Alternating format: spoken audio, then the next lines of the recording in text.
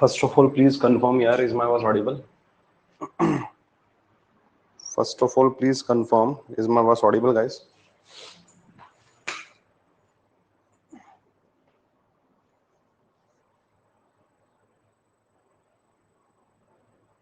Is my voice audible? So, ये session हमारा दोनों जगह लाइव है यार, ठीक है? हाँ, ये सेशन हमारा दोनों जगह लाइव है। हम लोग दोनों जगह लाइव जा रहे हैं।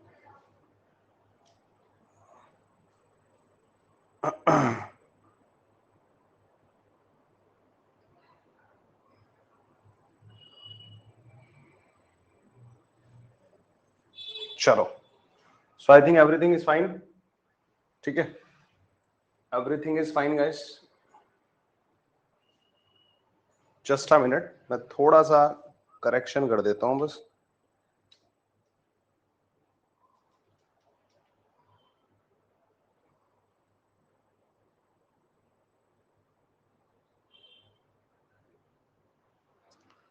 ताकि विजिबिलिटी वगैरह बिल्कुल क्लियर हो।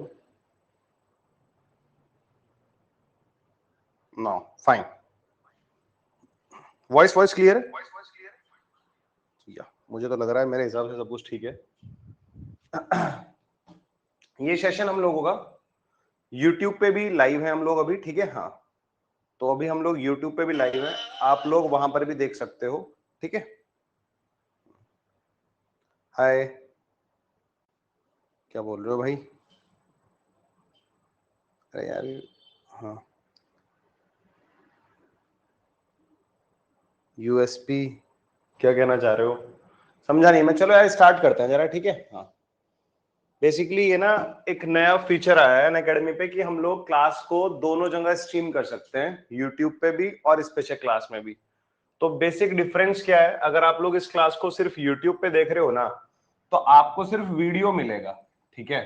बट अगर आप ये क्लास अनअकैडमी के प्लेटफॉर्म पे भी देखते हो ना, तो you will get all these things, आपको ये सारी की सारी चीजें मिलने वाली है। पहला इंपॉर्टेंट पॉइंट तो ये है। दूसरा पॉइंट ये है, अनअकैडमी का जो ऐप है वो आप प्ले स्टोर से भी डाउनलोड कर सकते हो, एप्पल स्टोर से भी, और वेब पे भी देख सकते हो। अगर आपके पास लैपटॉप है आप वहां पे भी देख सकते हो, ठीक है? इस क्लास का जो लिंक है, अगर आप लोग ये क्लास अनअकैडमी के प्लेटफॉर्म पर देखना चाहते हो, ठीक है? अगर आप ये क्लास अनअकैडमी के प्लेटफॉर्म पे भी देखना चाहते हो, तो आप लोगों को क्या करना पड़ेगा, इस वीडियो के डिस्क्रिप्शन में एक लिंक दिया होगा इसी क्लास का, वहां से आप सीधा ये प्लेटफॉर्म पे देख सकते हो। प्लेटफॉर्म पे आप सब लोगों को ये मिलेगा। सबसे बड़ा बच्चों का डाउट रहता है, सर क्लास की पीडीएफ मिल जाती तो मजा आ जाता, ठीक है? तो पीडीएफ आप वहां से इजिली डाउनलोड कर सकते हो, ठीक है? ताकि आपके पैरेलली अपने नोट्स भी बनते रहें। चलो जी, आगे बढ़ते हैं। सबसे पहले मैं आप लोगों को बताना चाहूंगा फाउंडेशन बैच, जिसकी क्लास 12 बजे होती है। आई थिंक आप में से जो बच्चे इस YouTube चैनल पर एक्टिव हैं उनको पता होगा, फाउंडेशन बैच की जो क्लास है वो 12 बजे हो रही है। आज का जो मेरा टॉपिक है परसेंटेजेस है, ठीक है? इससे पहले एक और परसेंटेज की क्लास हो चुकी है, बट वो मैंने नहीं ली थी, किसी दूसरी फैकल्टी ने ली थी, अगर आपको पता हो तो, ठीक है? अगर आप लोग फाउंडेशन बैच से मतलब एक्टिव हो, उसकी क्लास अटेंड कर रहे हो, तो आपको पता होगा। दूसरी बात मैं आप लोगों को बोलूंगा, अभी रिसेंटली हमारा एक 25 से एक बैच स्टार्ट हुआ था, ठीक है? The name of the batch is zero to zenith batch for CAT 2023 aspirants. इसमें ये सारे के सारे एजुकेटर्स हैं। The name of the batch is zero to zenith batch, ठीक है? इसको ज्वाइन करने के लिए आप अनअकैडमी का सब्सक्रिप्शन ले सकते हो, प्लस या iconic. You will get all these things in this batch. जब आप लोग, एक कॉमन डाउट जो बच्चों का आ रहा है ना, क्या सिर्फ सब्सक्रिप्शन लेने के बाद हम सिर्फ इसी बैच की क्लासेस देख सकते हैं? नहीं, आप सब्सक्रिप्शन लेने के बाद इस बैच के अलावा जितनी भी पेड क्लासेस अनअकैडमी के प्लेटफॉर्म पर कैट कैटेगरी में चल रही हैं, आप वो सारी की सारी क्लासेस देख सकते हो। इस बात का ध्यान रखना है, ठीक है? तो these are the USP of this batch, and the discount code is Udit Live. You have to use discount code Udit Live, ठीक है? चलो आगे बढ़ते हैं जरा।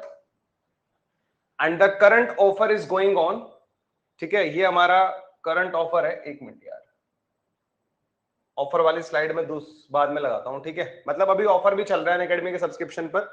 आई थिंक यही वाला ऑफर हमारा एक्सटेंड हो गया था, बट वो एक्सटेंशन भी है उसमें, वो मैंने शायद गलत लगा दिया। मैं बता दूंगा वो क्लास में दूसरी पीपीटी में लगा दूंगा, ठीक है? ऑफर भी ऑन गोइंग है।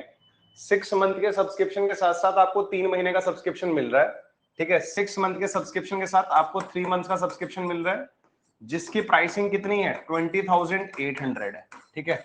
तो if you guys are targeting CAT 2023, अगर आप लोग कैट 2023 को टारगेट कर रहे हो तो आप ये सब्सक्रिप्शन ले सकते हो। सब्सक्रिप्शन का लिंक वगैरह आई थिंक इसी वीडियो के डिस्क्रिप्शन में मिल जाएगा आप लोगों को। अंडर डिस्काउंट कोड आप लोगों को ये यूज करना है, ठीक है, ये बात ध्यान रखना। अगर आप मतलब काउंसलिंग नंबर पे कॉल करते हो तो वहां पे बता सकते हो कि उदित सर के थ्रू हम लोग लेना चाह रहे हैं, इस तरह से आप बता सकते हो उनको।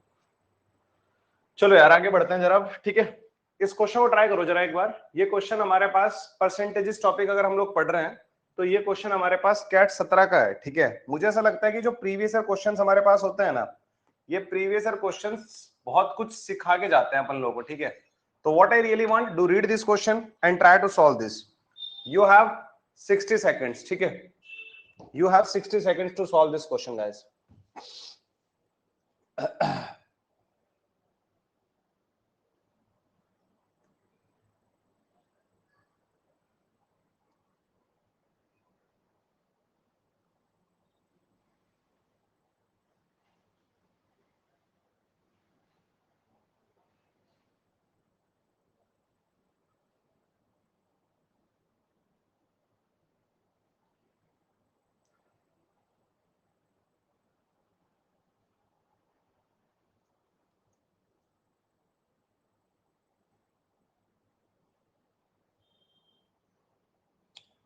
Last 30 seconds.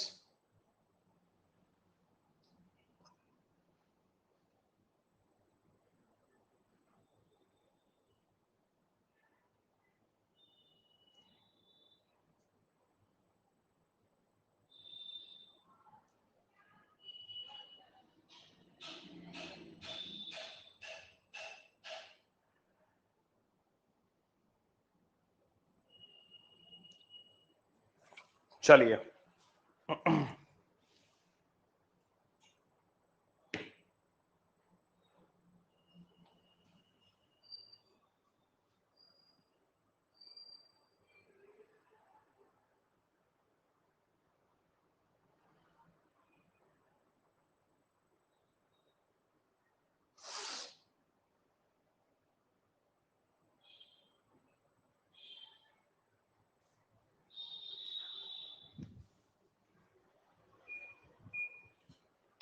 चलो देखते हैं जरा इस क्वेश्चन को। आई होप आप लोगों ने ट्राई कर लिया होगा और आप लोगों ने सॉल्व करने की कोशिश भी करी होगी इसको।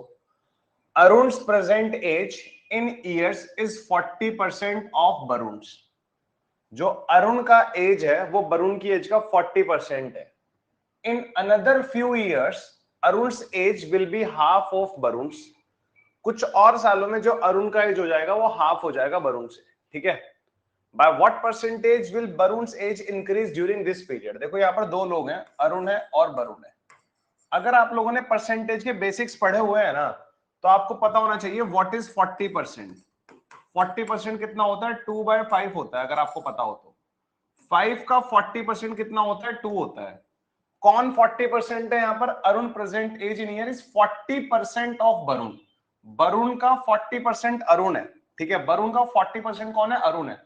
अगर वरुण की एज 5 है ना, अगर वरुण की एज 5 है तो अरुण की एज कितनी होगी? 2 होगी। ये बात आपको समझ में आ गई? तभी तो बोला जा रहा है ना Arun present age in years is 40% of Varun. तो वरुण का 40%, 5 का 40% 2 होता है। आप लोग इसको 100 और 40 करके भी मान सकते थे।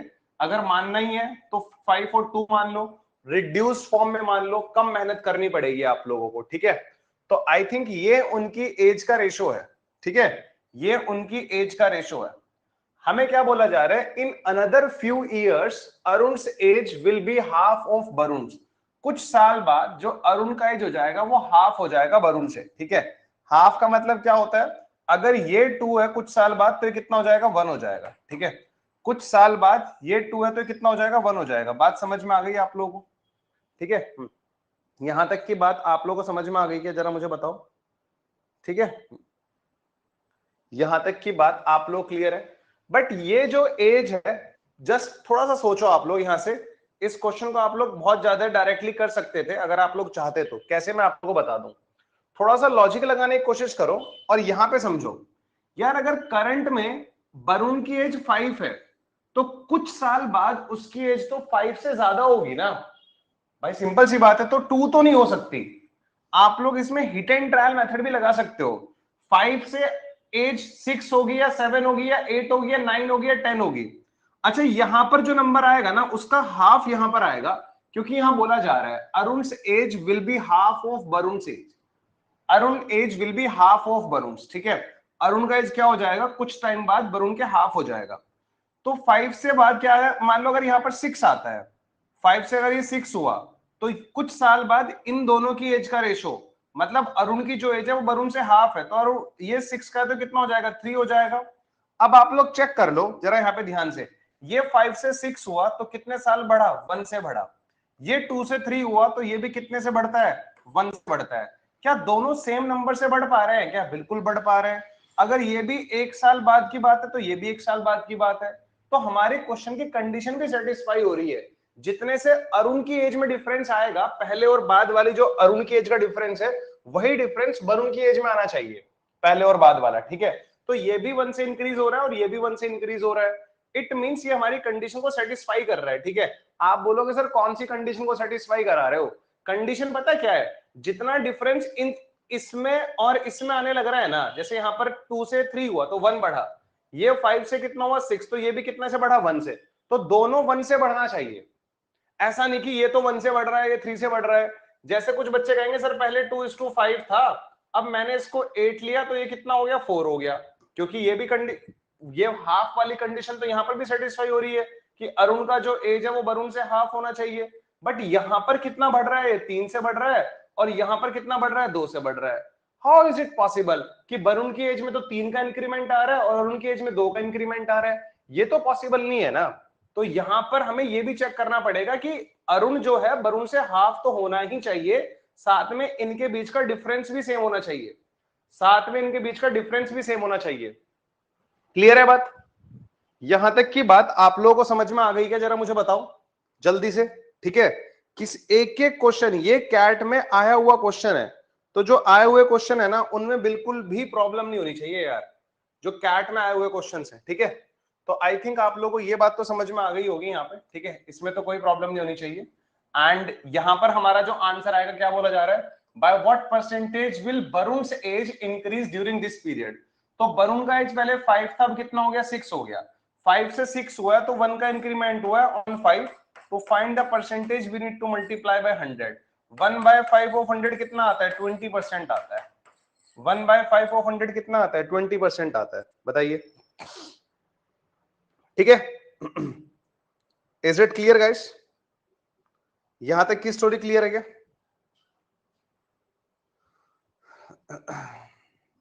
चलो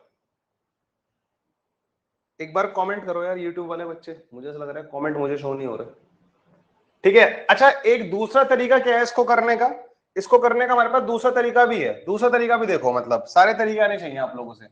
अरुण और वरुण, पहले वाले केस में जो अरुण का एज है वो वरुण का 40% है। तो अगर वरुण की एज 5 है तो 5 का 40% कितना होता है, 2। तो अरुण की एज कितना है, 2 है। तो पहले इनकी एज का रेशो 2:5 था। कुछ साल बाद इनकी एज का रेशो, कुछ साल बाद इनकी एज का रेशो कितना हो गया, 1:2 हो गया। कुछ साल बाद इनकी एज का रेशो कितना हो गया, 1:2। ये बात आपको समझ में आ गई क्या। आफ्टर फ्यू ईयर्स, यहां पर क्लियरली मेंशन्ड है, in another few years Arun's age will be half of Varun's. In another few years Arun's age will be half of Varun's. तो ये हाफ हो गया इसकी एज का। चलो अब जरा यहां पे देखो जरा ध्यान से, ठीक है। आपको पता है कि जितने डिफरेंस अरुण की एज में आएगा उतना ही डिफरेंस वरुण की एज में आएगा। जितना डिफरेंस अरुण की एज में आएगा, मतलब जितना अरुण की एज बड़ी होगी उतना ही वरुण की एज बड़ी होगी। तो एक कॉन्सेप्ट मैंने आप लोगों को सिखाया हुआ है, अगर आप लोगों ने मेरे पुराने लेक्चर्स भी देखे हैं, डिफरेंस सेम अप्रोच, जिसको हम लोग शॉर्ट में डीएस से बोलते हैं। डी माने डिफरेंस, एस माने सेम, ए माने अप्रोच। डिफरेंस सेम अप्रोच, तो डिफरेंस सेम अप्रोच में होता क्या है एक्चुअल में, इन दोनों के डिफरेंस से तो ऊपर मल्टीप्लाई कर दो, इन दोनों के डिफरेंस से नीचे मल्टीप्लाई कर दो। तो इन दोनों का डिफरेंस कितना आ रहा है, 3 आ रहा है, 3 से यहाँ पे मल्टीप्लाई कर दो। इन दोनों का डिफरेंस 1 आ रहा है, 1 से मल्टीप्लाई करने का कोई लॉजिक होता ही नहीं है, करो या ना करो बराबर है। तो ये कितना आ जाएगा हमारे पास, 2 × 1 2 आ जाएगा, इधर तो 5 आने लग रहा है। 3 से मल्टीप्लाई करा तो ये हो गया 3, ये हो गया 6। तो 5 से हुआ है 6, 2 से हुआ है 3, इधर भी 1 का इंक्रीमेंट, इधर भी 1 का इंक्रीमेंट। तो हम लोग इसमें डिफरेंट सेम अप्रोच भी लगा सकते हैं क्वेश्चन को सॉल्व करते टाइम। तो वरुण का एज पूछा जा रहा है, कितना परसेंटेज इंक्रीज हुआ है। तो ये अरुण है, ये वरुण है। जो वरुण का एज है वो 5 से कितना हो गया, 6 हो गया। It means there is a increment of 1 in Varun's age on 5। तो 1 का इंक्रीमेंट हो रहा है 5 पे। To find the percentage we need to multiply by 100। This is nothing, कितना आने लग रहा है, ये 20% आने लग रहा है। ठीक है भाई, यहां तक की बात आपको क्लियर है क्या? यहां तक की बात आप लोगों को क्लियर है क्या? जरा मुझे बताओ, जल्दी बताओ, ये बात क्लियर है क्या? चलो आगे बढ़ते हैं जरा नेक्स्ट क्वेश्चन की तरफ। ये रहा हमारी स्क्रीन पे नेक्स्ट क्वेश्चन, इसको ट्राई करो जल्दी से।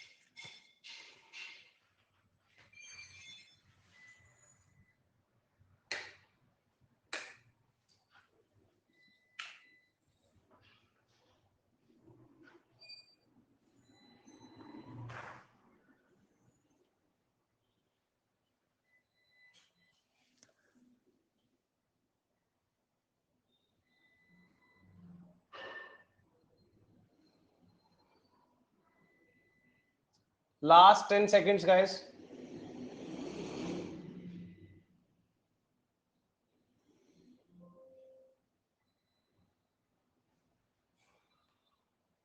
किसी का आंसर आता हो दिखाई नहीं दे रहा मुझे।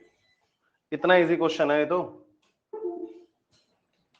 तो इजी क्वेश्चन है भाई।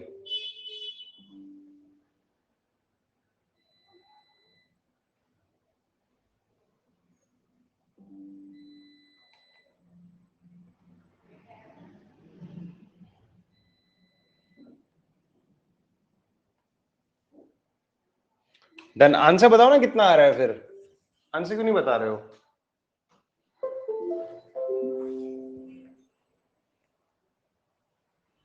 60,000, 70,000 अलग अलग आंसर्स आ रहे हैं आप लोगों के तो यार। तो देखते हैं। Ravi invests 50% of his monthly savings in fixed deposits. 30% of the rest of his savings is invested in stocks, and the rest goes into Ravi's saving bank account. If the total amount deposited by him in the bank for savings and fixed deposit is rupees 59,500, then Ravi's total monthly savings in rupees is. Ravi invests 50% of his monthly savings in fixed deposits. ठीक है, ये उसकी savings है, ये रवि की monthly savings है। इसमें से 50% चली गई उसके फिक्स्ड डिपॉजिट में। ठीक है, ये चली गई फिक्स्ड डिपॉजिट में। ठीक है, अब बोला जा रहा है मान लो ये हमारे पास 100 था, इसको हम 100 मान ले। कोई टिपिकल परसेंटेज तो नहीं है ना, हमें क्वेश्चन में चेक करना होता है कि हमारे पास कोई टिपिकल परसेंटेज है, नहीं है। जैसे यहाँ पर 50% है, इजी परसेंटेज है, और यहाँ पर हमारे पास आगे भी था 30% है। तो these are not very typical percentages. Sir ये टिपिकल परसेंटेजेस क्या होती हैं? जैसे जो डेसिमल में आती हैं, 22 2/9, 71 3/7, 57 1/7, इस तरह की जो परसेंटेजेस होती हैं हमारे पास टिपिकल होती हैं। तो मैंने मान लिया इसको 100। अगर मान लो 100 उसकी टोटल मंथली सेविंग्स है, 100 का 50% कितना होता है 50, तो 50 तो एफडी में चली गई। अब बची कितनी, 50 बची। 30% of the rest of his savings is invested in stocks. 30% of the rest, तो कितना बचा हमारे पास, अभी 50 बचा हमारे पास, कितना बचा 50 बचा ना, क्योंकि 100 में से 50 तो एफडी में डिपॉजिट कर दिया, अब बचता है 50। तो इसका 30% कितना होगा बच्चे, इसका 30% निकालो जल्दी से। 30% ऑफ द रेस्ट बोला है ना, तो 50 का 30% कितना होगा, 15 होगा, है ना। 50 का 30% कितना होगा, 15 होगा, क्योंकि 50 का 10% 5 होता है, 30% होगा 15। 30% of the rest of his saving is invested in stocks, ये उसने स्टॉक्स में इन्वेस्ट कर दिया, ये उसने स्टॉक्स में इन्वेस्ट कर दिया।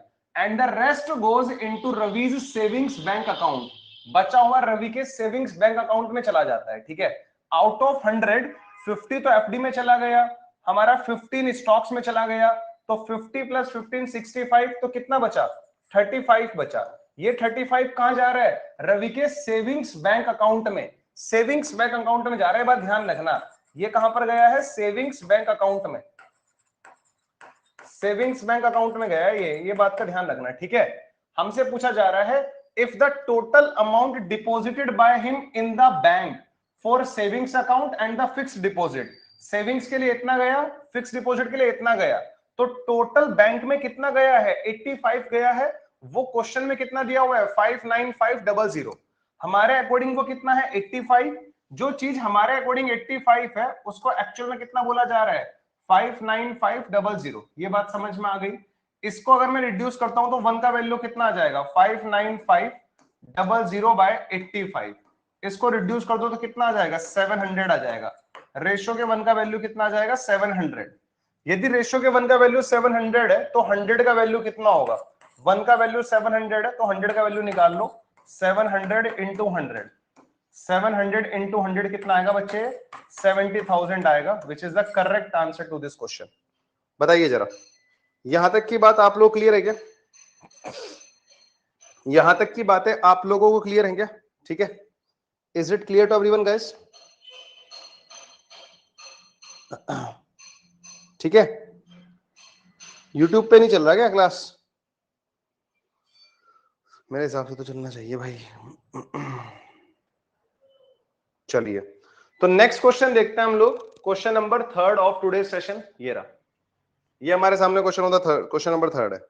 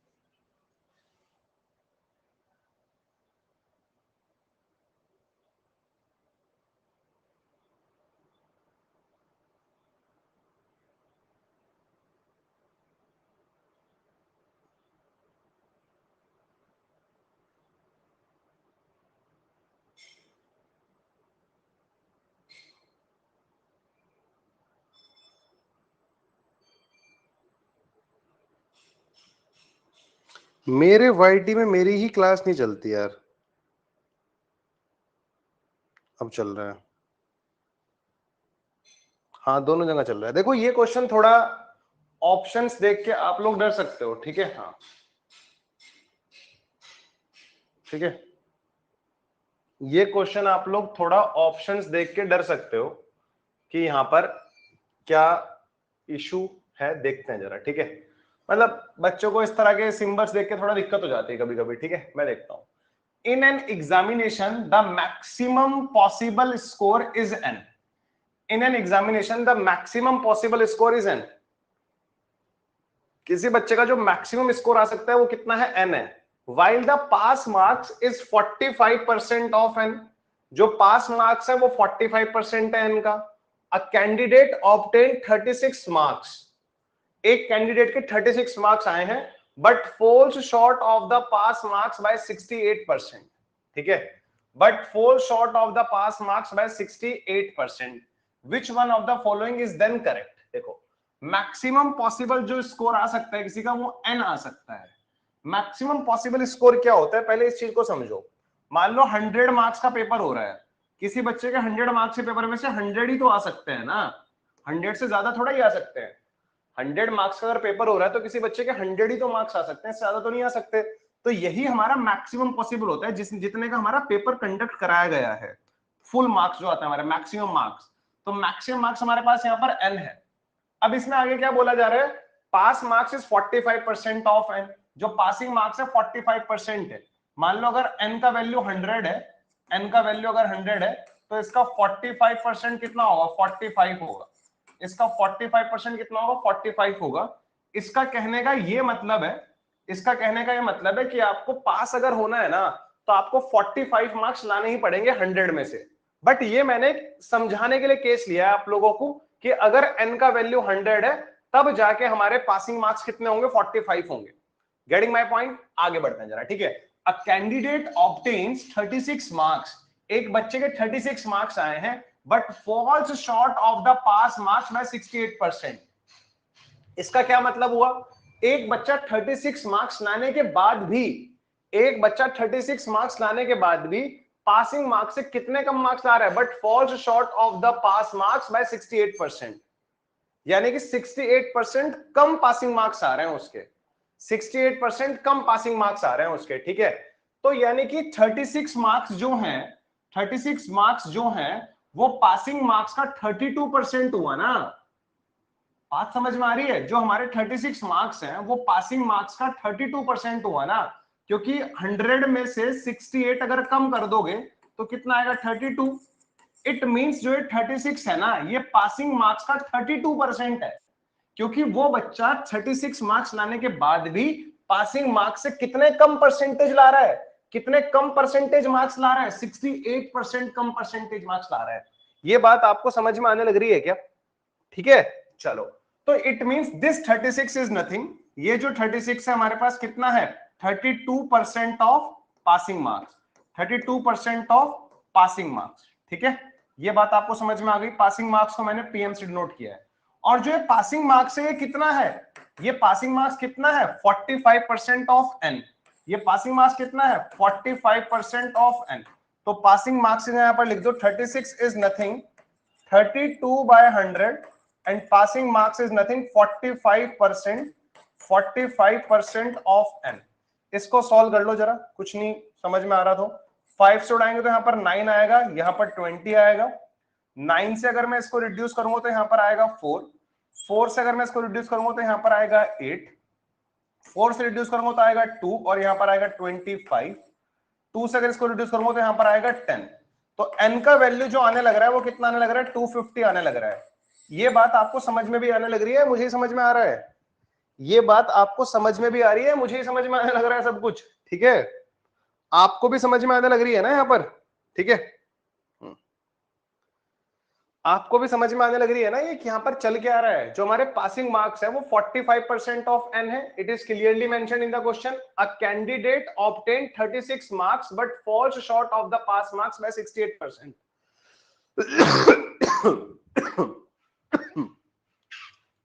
एक मिनट यार, जस्ट अ मिनट।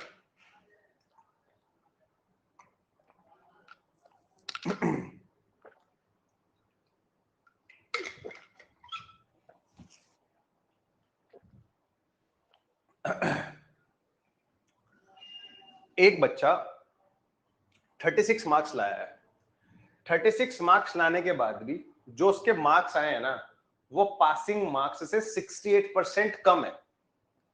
तो 68% कम होने का मतलब ये बोल सकते हो ना, 68% से शॉर्ट है, तो इट मींस 100 माइनस 68, 32% मार्क्स हैं उसके।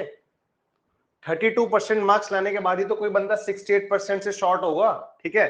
तो ये जो 36 था, ये जो 36 है, वो पासिंग मार्क्स का 32% है। और पासिंग मार्क्स कितना होता है? 45% ऑफ एन। तो पासिंग मार्क्स को 45% ऑफ एन रख दिया। इनको सॉल्व करके यहां से एन का वैल्यू 250 आ गया। ये सारे ऑप्शंस एन की फॉर्म में है, तो एन का वैल्यू 250 है। पहले ऑप्शन में बोला जा रहा है n इज ग्रेटर देन और इक्वल्स टू 201 लेस देन 242, ये तो ऑप्शन नहीं होगा। n इज ग्रेटर देन और इक्वल्स टू 253, नहीं यार, n का वैल्यू 250 है, ये भी ऑप्शन नहीं होगा। सी ऑप्शन में बोला जा रहा है n इज लेस देन और इक्वल्स टू 200, n का वैल्यू 250 है, तो लेस देन 200 थोड़ा ही होता है, ये भी गलत।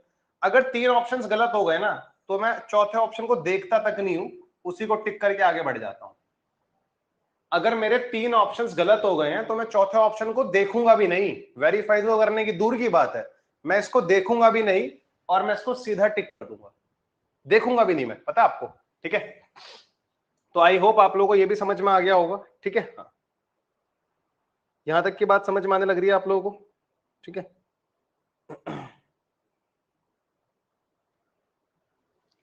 क्लियर है? चलो, आई होप ये बात आप लोगों को समझ में आ गई होगी, ठीक है। चलो आगे बढ़ते हैं जरा, ठीक है। क्लियर है ना ये क्वेश्चन?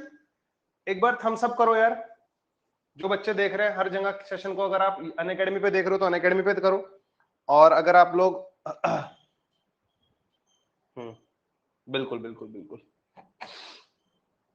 चलिए जी, सो आगे बढ़ते हैं, ठीक है। एक मिनट जरा, मैंने ना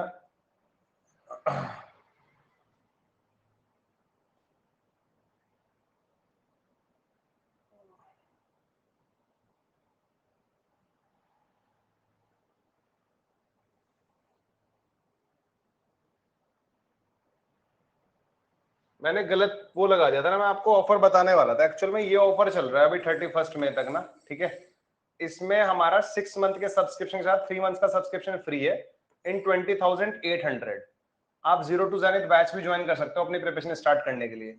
मैं सजेस्ट करूंगा कैट 23 वाले बच्चे 6 महीने प्लस 3 महीने का सब्सक्रिप्शन वाला लें। ये प्लान कैट 2024 वालों के लिए है। डिस्काउंट कोड आप लोगों को पता होना चाहिए, डिस्काउंट कोड हमारे पास क्या है? उदित लाइव है, ठीक है। अगर आप इस नंबर पे कॉल करते हैं तो तब वहां पर मेरा नाम भी बता सकते हैं, आपको हो सकता है थोड़ा एक्स्ट्रा डिस्काउंट मिल जाए, ठीक है। चलो आगे बढ़ते हैं जरा। ये गलत स्लाइड लगा दी थी हम लोगों ने पहले ना। Try to solve this question guys, इसको ट्राई करो।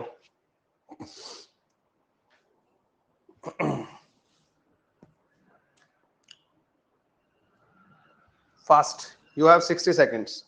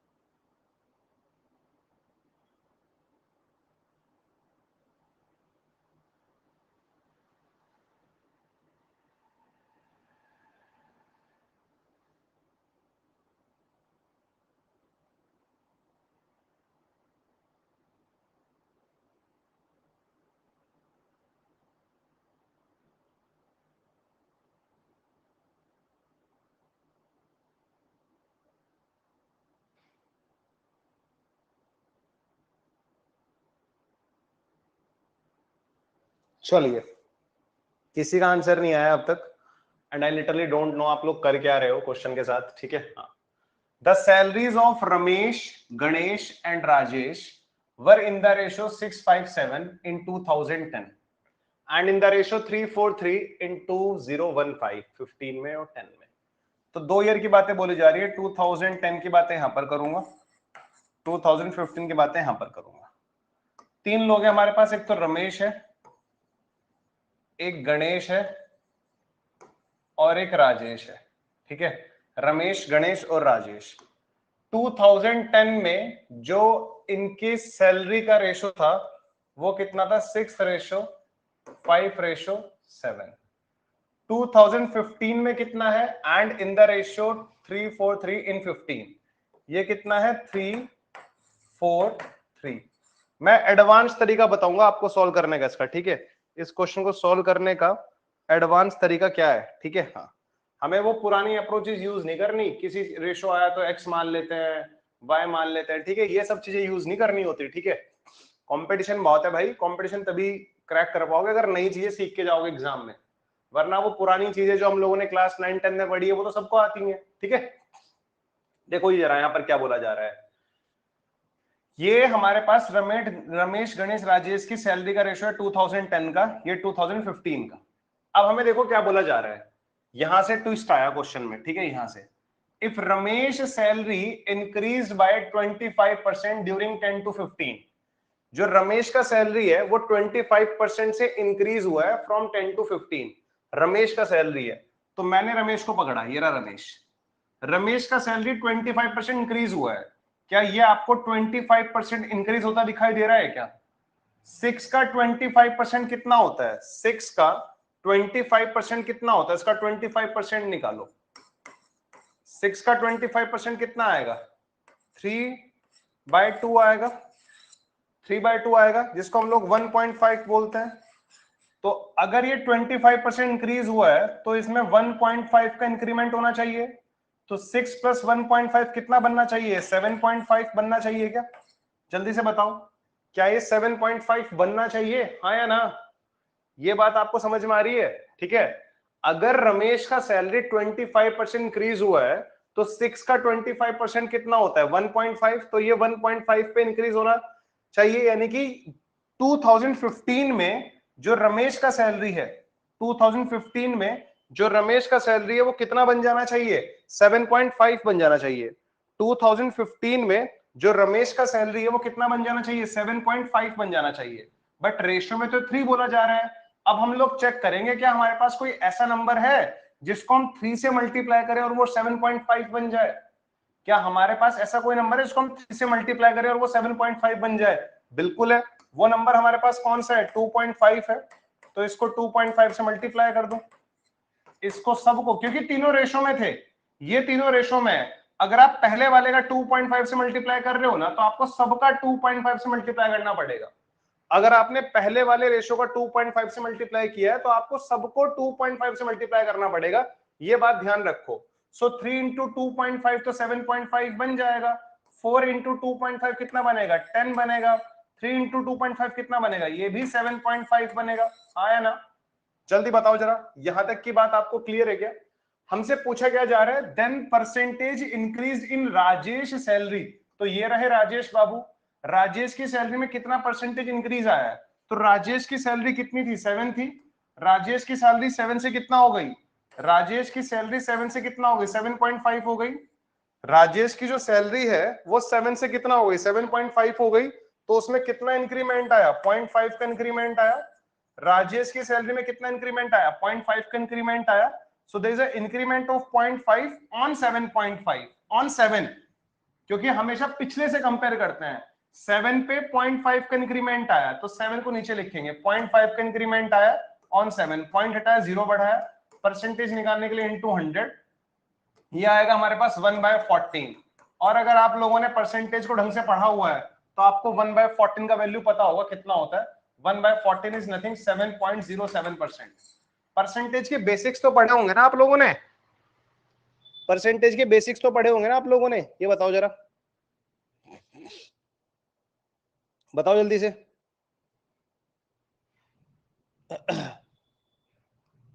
यस और नो, यस और नो गाइस, फास्ट। ठीक है, चलो बहुत ही बढ़िया। अगर ये क्वेश्चन आप लोगों को क्लियर है तो very nice. Moving to the next question guys. हाँ, moving to the next question. ठीक है, अच्छा कभी कभी क्या होता है, इसको करने का मेरे पास एक और तरीका है। कभी कभी क्या होता है कि ये नंबर्स ना, मतलब जैसे ये 1.5 से इंक्रीज हुआ 7.5, अब हमें पता था कि यार 3 का मल्टीप्लाई अगर 2.5 से कर देंगे तो 7.5 आ जाएगा, ये हमें पता था। बट कभी कभी हम लोग बिल्कुल भी नहीं सोच पाते कि कैसे क्या होना है, तो वो तरीका भी हमारे पास है। ठीक है, वो तरीका भी हमारे पास है। ये कौन कौन थे? रमेश, गणेश, राजेश, है ना? ये थे हमारे पास रमेश, गणेश और राजेश। 2010 और 2015। 2010 में सैलरी का रेशो कितना था? 657। ठीक है, कितना था ये? 657। और ये कितना था भाई यहां पर? 343। ये कितना था? 343। ये कितना था? 343। थोड़ा सा ध्यान दो, अभी अपने को पता है कि रमेश में कितना इंक्रीमेंट आया? 25% इंक्रीमेंट आया फ्रॉम 2010 टू 15। 25% कितना होता है फ्रैक्शन में? 1/4 होता है, ये पता होना चाहिए आप लोगों को। 25% कितना होता है? 1/4। तो अगर किसी की सैलरी में 25% का इंक्रीमेंट आ रहा है तो उसकी सैलरी 4 से कितना हो जा रही है? 5 हो जा रही है। तभी तो 4 से अगर किसी की सैलरी 5 बनेगी, so there is a increment of 1/4। 1/4 into 100 कितना होता है? 25% होता है। तो यानी कि जो रमेश की सैलरी है, जो रमेश की सैलरी है इन 2010 एंड इन 2015, उसका जो रेशो होना चाहिए वो 4:5 होना चाहिए। उसका जो रेशो होना चाहिए वो कितना होना चाहिए? 4:5 होना चाहिए। बताओ जरा, जो रमेश की सैलरी है उसका रेशो कितना होना चाहिए? 4:5 होना चाहिए। ठीक है, क्लियर है? जो रमेश की सैलरी है उसका रेशो कितना होना चाहिए? 4:5 होना चाहिए, 10 से 15 की। ठीक है, अब यहां पे तो ये 6 है, ये 3 है, मुझे इन दोनों नंबर्स को 4:5 के रेशो में बांटना है। तो कभी भी अगर दो नंबर्स को आपको 4:5 के रेशो में कन्वर्ट करना है तो पहले उनको सेम बनाओ। ये 6 है तो इसको भी 6 बना दो 2 से मल्टीप्लाई करके। कर दिया, क्योंकि अगर मैं इसका 2 से मल्टीप्लाई कर रहा हूं ना तो मुझे सबका मल्टीप्लाई 2 से करना पड़ेगा, क्योंकि ये तीनों रेशो में है। रेशो में किसी भी एक के साथ छेड़खानी नहीं कर सकते हम। अगर मैंने एक के साथ मल्टीप्लाई किया है ना तो मुझे सबके साथ मल्टीप्लाई करना पड़ेगा, ये बात हमें ध्यान रखनी है। ठीक है, तो मैंने इसका मल्टीप्लाई 2 से किया, इसका भी मल्टीप्लाई 2 से किया, इसका भी मल्टीप्लाई 2 से किया। आई होप ये बात आपको समझ में आ गई होगी। अब जो नेक्स्ट पॉइंट है जो हमें ध्यान रखना है वो ये है, थोड़ा सा ध्यान रखना, मुझे इनको 4:5 के रेशो में बांटना है। यानी कि रमेश की सैलरी 2010 में तो 4 होनी चाहिए, 15 में कितना होनी चाहिए? 5। तो ऊपर वाले रेशो का तो 4 से मल्टीप्लाई कर दो, ऊपर वाले रेशो का तो 4 से मल्टीप्लाई कर दो, नीचे वाले रेशो का 5 से मल्टीप्लाई कर दो। अब चेक करो ये कितना बना? 24। ये कितना बन रहा है? 30। क्या 24 और 30 4:5 में होता है क्या? क्या 24 और 30 4:5 में होता है क्या? बिल्कुल होता है। ठीक है, तो हो गया हमारा स्टोरी खत्म। ठीक है, अब देख लो ये 24 है, ये 30 है, 25% इंक्रीमेंट होने लग रहा है ना? बिल्कुल होने लग रहा है। उसने राजेश में पूछा था, राजेश कितना है? 28। ये कितना है? 30। राजेश की सैलरी 28 से 30 हो गई, तो 2 का इंक्रीमेंट आया ऑन 28। तो find the percentage we need to multiply by 100। This is 1/14। 1/14 into 100 कितना होता है? 7.07% होता है। 7.07% होता है। बताओ जरा, क्लियर है बात? यहां तक की बात आप लोग क्लियर है क्या? जरा मुझे बताओ, is it clear to everyone guys? बताइए, यहां तक की बातें आप लोगों को क्लियर है क्या? चलो, परसेंटेज 2 से और नीचे 5 से मल्टीप्लाई कर दो। नेक्स्ट क्वेश्चन देखो जरा, ये रहा हमारे पास नेक्स्ट क्वेश्चन, 19 का है ये।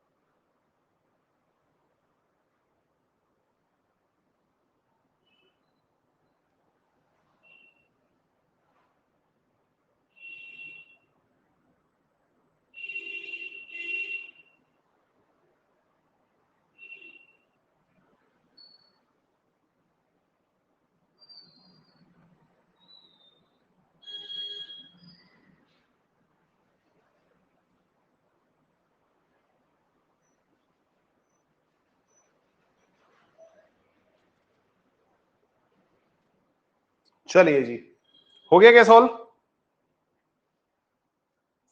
बी आई थिंक, बट लग नहीं रहा। बी आ रहा है क्या?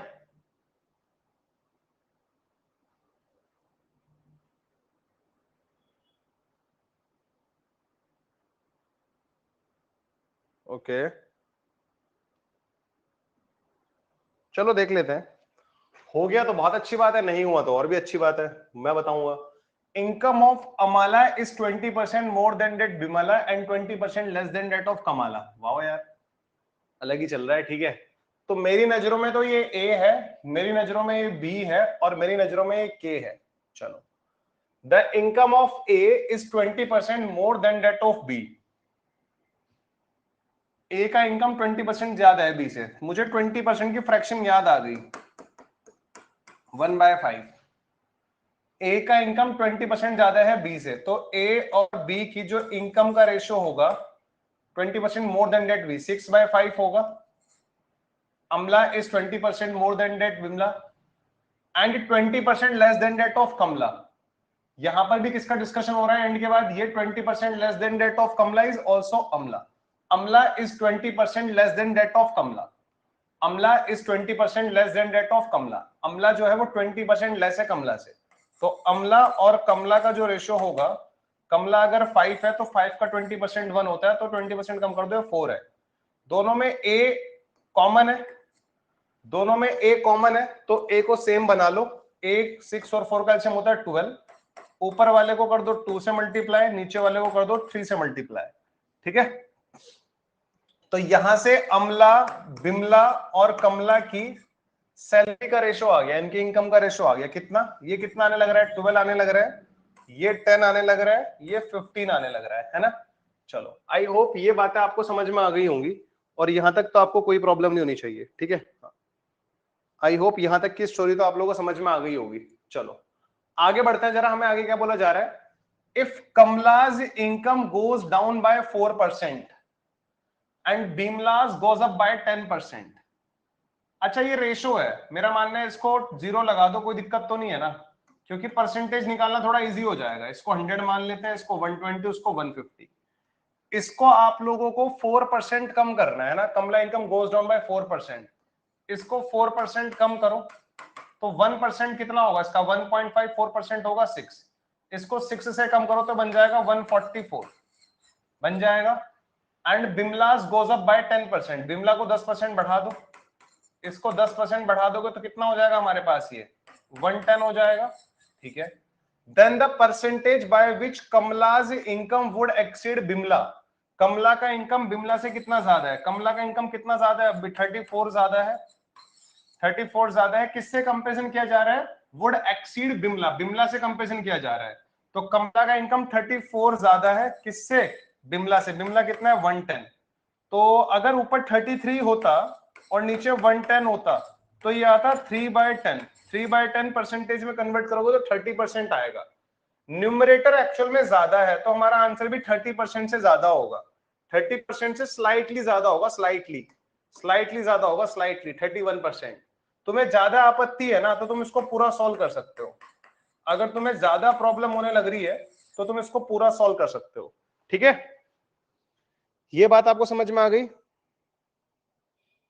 Sir I was there in Delhi meetup but I miss to click pic with you. अरे कोई नहीं भाई, इतना बड़ा सेलिब्रिटी नहीं हूं मैं नेक्स्ट बार आऊंगा तब तुम पिक्चर क्लिक करा लेना। ठीक है, हाँ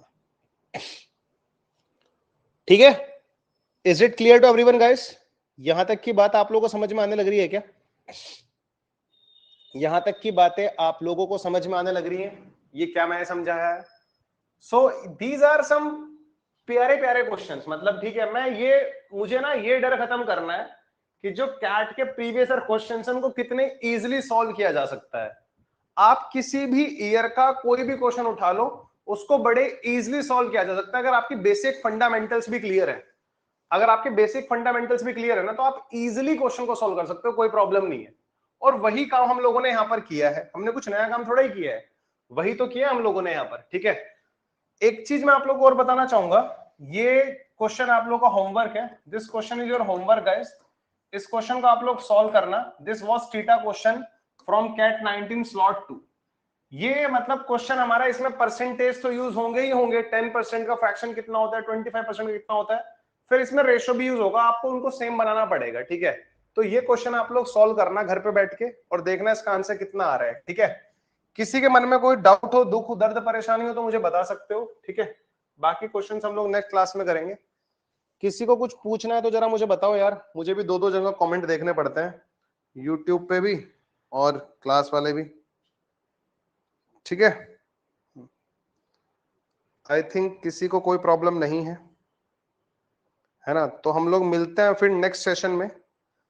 तब तक के लिए bye bye, take care guys, ठीक है। हाँ, तब तक के लिए बाय बाय, टेक केयर। इस वीडियो के डिस्क्रिप्शन में इस क्लास का लिंक तो है ना? हाँ है। चलिए sir, which book is best? Best तो कुछ नहीं होता यार।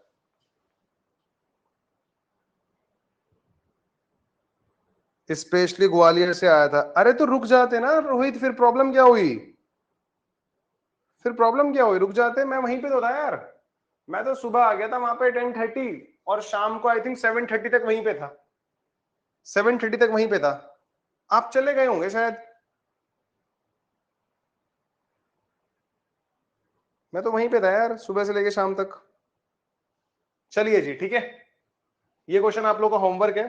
And those who are planning to purchase Unacademy subscription guys, so ये अमेजिंग ऑफर चल रहा है। मैं कह रहा हूं कि 20,800 में अपनी पूरी कैट 2023 की प्रिपरेशन कर सकते हो, ठीक है। This is our discount code, referral code Udit live, ठीक है। तो इसको यूज कर लेना। बाकी फिर मिलते हैं हम लोग नेक्स्ट वीडियो में। तब तक के लिए bye bye, take care. Homework वाला क्वेश्चन मैंने आप लोगों को दिखाई दिया। So this is our homework question, ये हमारा होमवर्क का क्वेश्चन है। चलो जी, bye guys, bye, take care.